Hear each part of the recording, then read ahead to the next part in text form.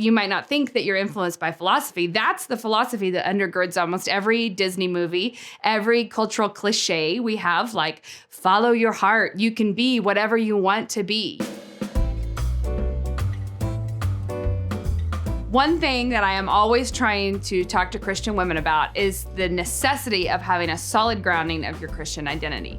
Now, the problem is many people think when you bring up Christian identity, they immediately just think of one thing. They think of your identity in Christ's righteousness at justification. That's a wonderful truth, but if you've absorbed a ton of baggage from the world and the philosophies of the world, you actually can't grasp that truth the way that you need to. Colossians 2:8 says, "Beware lest anyone cheat you through philosophy and empty deceit, according to the traditions of men, according to the basic principles of the world, and not according to Christ."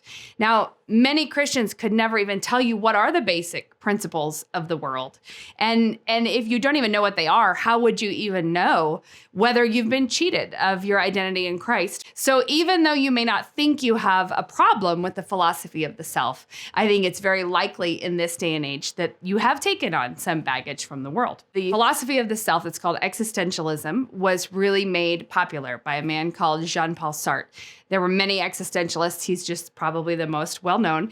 And the catchphrase that describes that philosophy of the self is that existence precedes essence, okay? So you can exist without having an essence. Now, that essence is what we would call your essential self, your true self. What is the thing that without that, there is no you? He would say you can exist without having that through the exertion of your own will, through your own actions. You become your essential self. You might not think that you're influenced by philosophy. That's the philosophy that undergirds almost every Disney movie, every cultural cliche we have, like follow your heart. You can be whatever you want to be. You can do all of these things. So he thinks you can exist without having an essential self, which, little side note, this is why our world can accept something like abortion, that we can think a child in the womb can exist without having anything of value, any essential self. But clearly, existentialism is not a Christian worldview. It doesn't accept a creator God. It's not accepting any of the things that Christians ought to hold dear.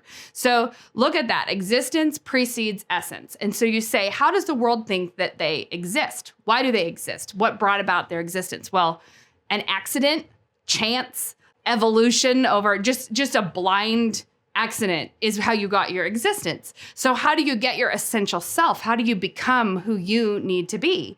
Well, you become that through this exertion of your own will. Now, if you've accidentally absorbed this from Disney movies through whatever, then you've absorbed this concept that you self-create, that you decide what's most important about you, that what you say you are is what you are.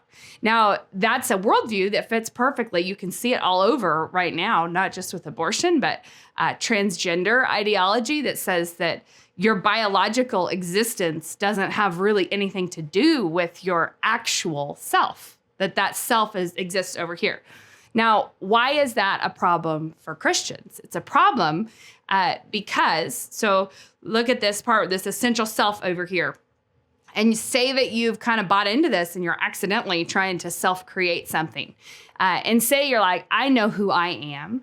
I am a lighthearted, fun, I am all of these attributes of myself that I try to manifest into this is who I am. So draw a big circle around that. That's the essential you. What you think is the essential you. Now take any basic Christian statement. What about a Sunday school song? Jesus loves me.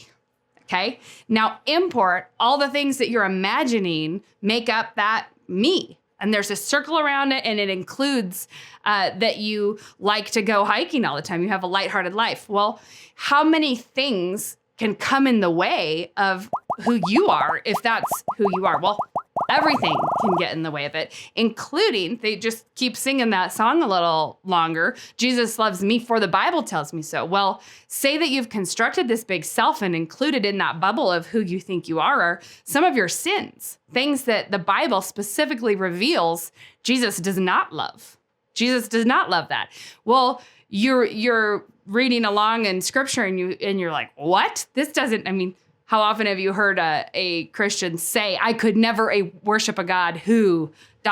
fill in the blank with something that they discover is an attribute of God or is something that God revealed about himself. Well, then all of a sudden we have this fractured relationship because of our philosophy of what we are.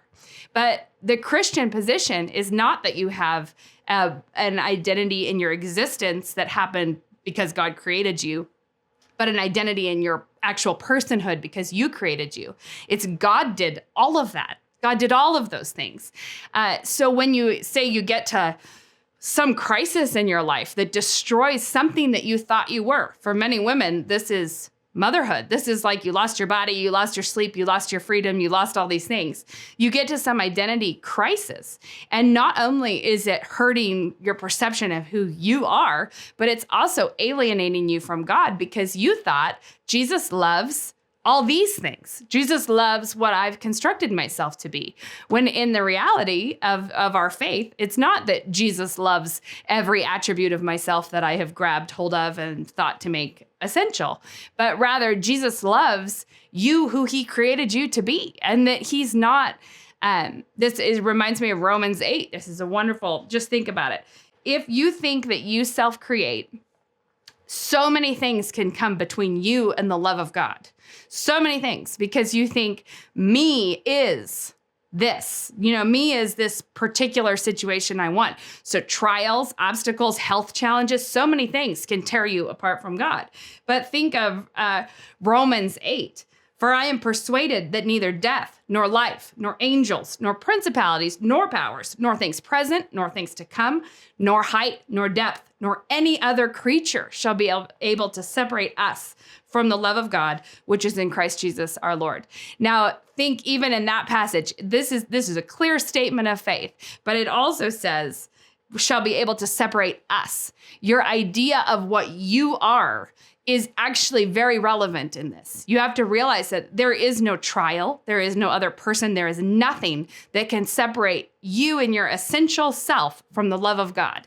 And we get so tangled up in things that are of no earthly use to us because we have actually been cheated of that inheritance in Christ by buying into these worldly philosophies. So in the Christian perspective, instead of saying my existence precedes my essence, we believe that a holy God called you from nothing into being, giving you a soul, which is clearly your essential self. If your essential self is understood to be a creature that God created for his glory and for your good, then there is nothing in this world that can separate you from that. You in your essential self is God's business, not yours.